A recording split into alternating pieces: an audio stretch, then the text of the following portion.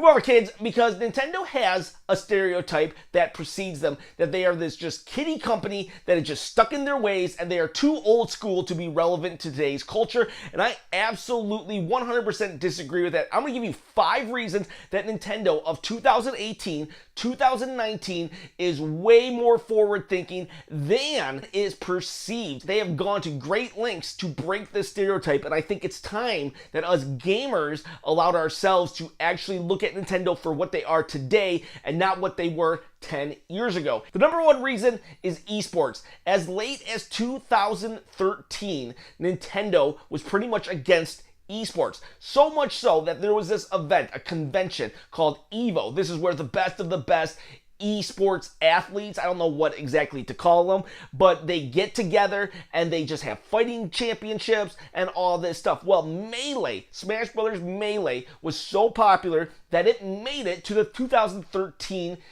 EVO events, but Nintendo was like, not happening, and they tried to shut down the whole thing. Now you're probably saying, Ken, I thought this was about how Nintendo had evolved, had moved on. Well, that's what I'm talking about. In 2013, Nintendo was all about shutting it down. Nintendo now sponsors EVO and a plethora of esports. Also, if you think about ARMS was another attempt to break into esports. Now, it didn't make it into the higher echelons of esports, but it was a valid attempt at effort and another way that shows that Nintendo they have their eye on the whole esports arena. And then when the Nintendo Switch originally came out, if you remember, their closer of their reveal trailer was Splatoon 2 in a giant stadium with people cheering on in an esports event. They went so far that in their reveal trailer, they were like, esports, yay!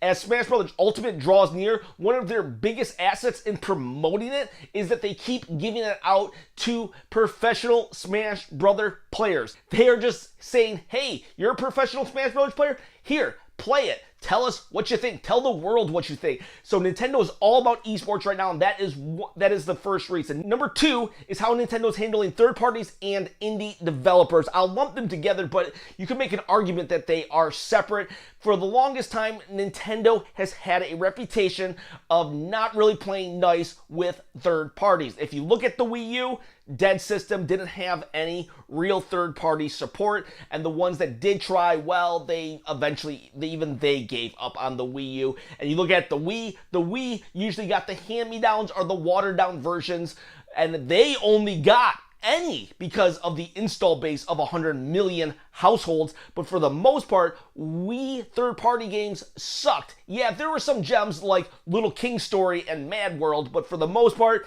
yeah, Wii was not a third-party machine. Nintendo has not really seen a strong third-party lineup since, I would say, the Super Nintendo, but you could definitely argue GameCube and N64. But in the current day, where was third parties? Well, when the Switch came out, Nintendo went to great extremes to get third parties on board, to the point that we got Skyrim in year 1, we got Doom in year 1, we got huge third-party games. Yeah, a lot of them were ports, but it doesn't matter. The fact is, Dark Souls on a Nintendo Switch, wow, Diablo on a Nintendo Switch. Not only on a Nintendo Switch, but it gets its own Nintendo Switch bundle. I never thought I would have seen the day that Nintendo would put the devil on their bundle, and they did in order to draw Blizzard after a 25-year hiatus on a Nintendo system. They drew them in with just rolling out the red carpet, basically. And they did it with the indie developers, too. Nintendo really showcased them with their Nindy Directs and just threw them out there for the fans to know and love. And now third parties, indie developers, they're all like, yeah, Nintendo Switch, we love Nintendo. And that's a huge difference from just 5, 6, 7 years ago. Number 3 is Nintendo Online. Nintendo Online is a little bit controversial. Some people love it, some people don't. I tend to fall into that. I really like it. I think it is a good value. $20 a year for all these games in a Netflix style, and then I get to play all my online games with my friends half a world away that I used to play Melee with. I'll get to play with them and make sure that nothing drops. I'm A-okay with that. I'll just throw on Discord or the Nintendo app in order to talk to them. Little inconvenient, but hey, nothing is perfect. I think for $20 a year, it's great. But the reason that this is a game changer for Nintendo is because they dragged their feet so long on Nintendo Online. And I think they did it for the customers, actually. I think they were trying not to make us have to pay, but they recognize that gaming culture is willing and actually wants to pay some in order to make sure that the quality of online stability is there. So Nintendo eventually relented and said, okay, hey, $20, here you go. Now, granted, not everybody wants to pay extra money for better online, but it is what it is.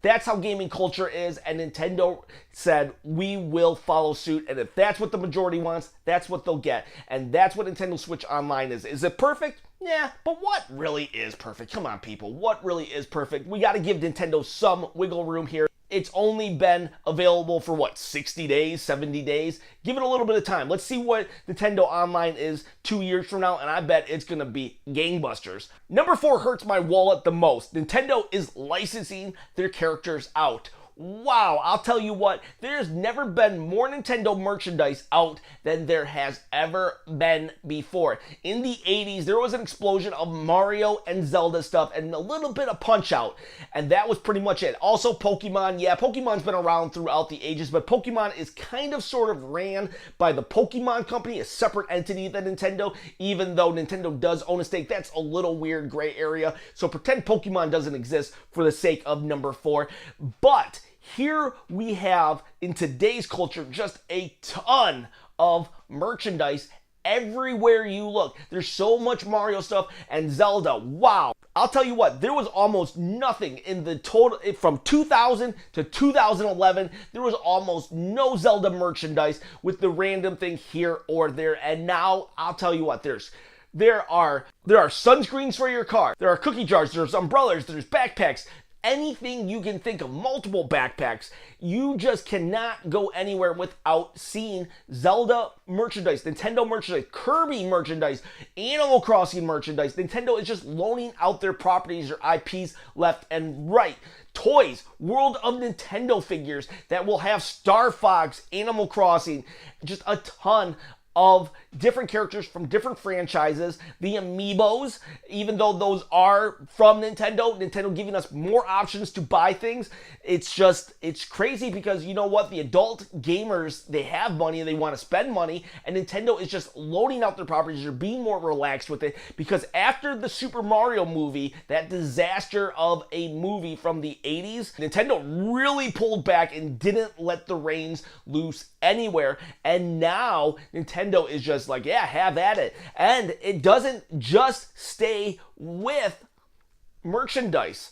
It actually goes to the publishers as well. Diablo, I talked about earlier. Well, they let Diablo have Ganon in their game. Yeah, a Ganon skin or whatever, but it's still a piece of Zelda, their second most valuable franchise right now, into a Diablo game, a third-party game. Or what about Mario? They're most valuable. In year number 1 of the Switch, Ubisoft, you want to put Mario in a whole different genre? Go for it. Have at it. Here are the keys to the Mushroom Kingdom. A year later, take Star Fox. Have at it. Have a good old time. Nintendo is just licensing out their properties and letting other people play with them. They are not so crazy protective as they once were. Now, they still are protective, though. Don't take that the wrong way. When Wreck-It Ralph came out and Bowser was in the first Wreck-It Ralph, Bowser was holding a teacup, and Nintendo literally sent them a memo and said Bowser would hold it with his left hand. So Nintendo is still watching everybody as they use their property, but Nintendo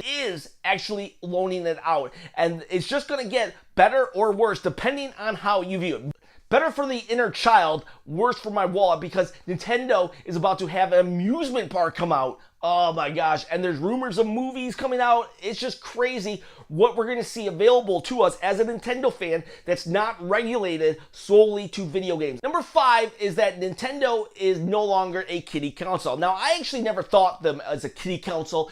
I loved the gameplay, the stories, but I understood why people did. I more so thought of it as a family-friendly console, and you could really rely on Nintendo to produce good quality stuff that everybody could enjoy. But a lot of people thought it was a kiddie console. And even though there were M for Mature games on the N64, GameCube, Wii U, again, people just thought it was just, no, M for Mature games were just so slim pickings that it wasn't even worth it. But now on the Nintendo Switch, you will see games, and again, I gotta bring them up. Diablo on the Nintendo Switch, Skyrim on the Nintendo Switch, LA Noire on the Nintendo Switch. So many M for Mature games on the Nintendo Switch. And I am not the hugest fan of M for Mature. That doesn't sell me. But I am a huge fan of high quality stories. And I know that like Skyrim, Diablo, those are really good, solid games. Dark Souls, wow. I am enjoying them.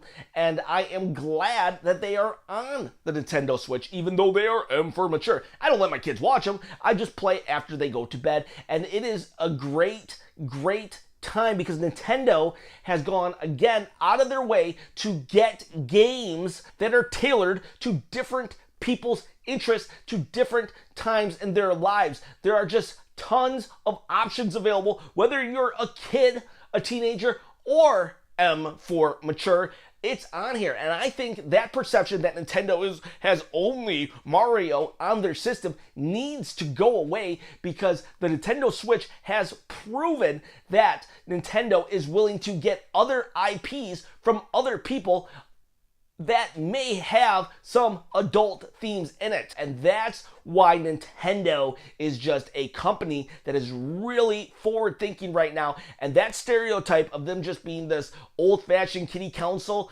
from Japan, no, that is totally false. In today's world, 2018, 2019 is way different than the Nintendo of even 2013. So, did I miss anything? Of course I missed anything. I only gave you 5 reasons. Can you tell me more reasons down below how Nintendo has really changed and really upped their game recently with the Nintendo Switch, and how things are really evolving at Nintendo, and they are very different from how they were in the past. I look forward to those comments. Give me a thumbs up if you liked the video. Give me a thumbs down if you absolutely despised it. That's cool. I can handle it. I can handle it. No, seriously.